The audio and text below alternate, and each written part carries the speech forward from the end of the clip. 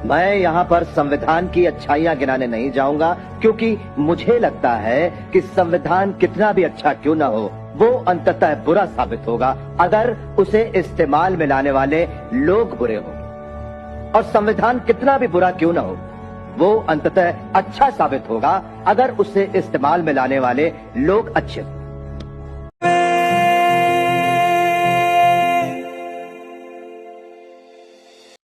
नमस्कार साथियों, आज के वीडियो में हम लोग बात करने वाले हैं 26 नवंबर की तारीख इतनी महत्वपूर्ण क्यों है। और इस दिन, आज के ही दिन, भारत का जो संविधान, उसको संविधान सभा ने स्वीकार कर लिया था के द्वारा। तो आखिर आज की तारीख क्यों अपनाई गई, 26 नवंबर को ही क्यों भारतीय संविधान को संविधान सभा ने स्वीकार किया? तो इसमें 3 वाचन हुए थे संविधान को, मतलब पढ़ा गया था कि कोई त्रुटि तो नहीं है। तो जो सबसे पहला वाचन हुआ था वो 4 नवंबर 1948 से 9 नवंबर 1948 तक हुआ था।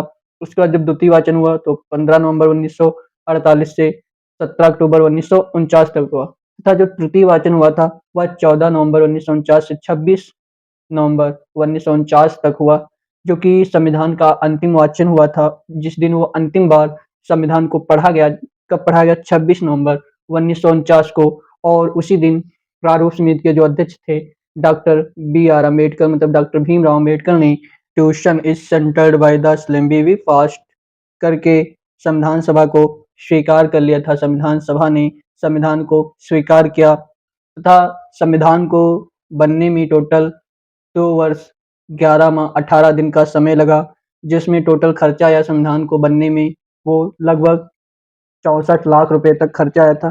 तो 26 नवंबर 1949 के दिन जब संविधान को लास्ट में, तो अंतिम बार पढ़ा गया, तो इसके जो आर्टिकल होते हैं, अनुच्छेद, ये आंशिक रूप से पहले ही लागू आर्टिकल थे, जिनको पहले से ही लागू कर दिया गया था। मतलब आंशिक रूप से वो लागू ही हो चुके थे। Article number 5, article number 6, article number 7, article number 8, article number 9, 60, 324, 366, 367, 379, 380, 388, 391, 392, 393, 394, ये जो आर्टिकल थे, ये आंशिक रूप से पहले ही लागू हुए थे। 26 नवंबर 1949 को संविधान को स्वीकार किया गया था, लेकिन ये जो आर्टिकल हैं ये पहले से ही लागू थे। तो आज के ही दिन भारत का संविधान को संविधान सभा ने स्वीकार किया।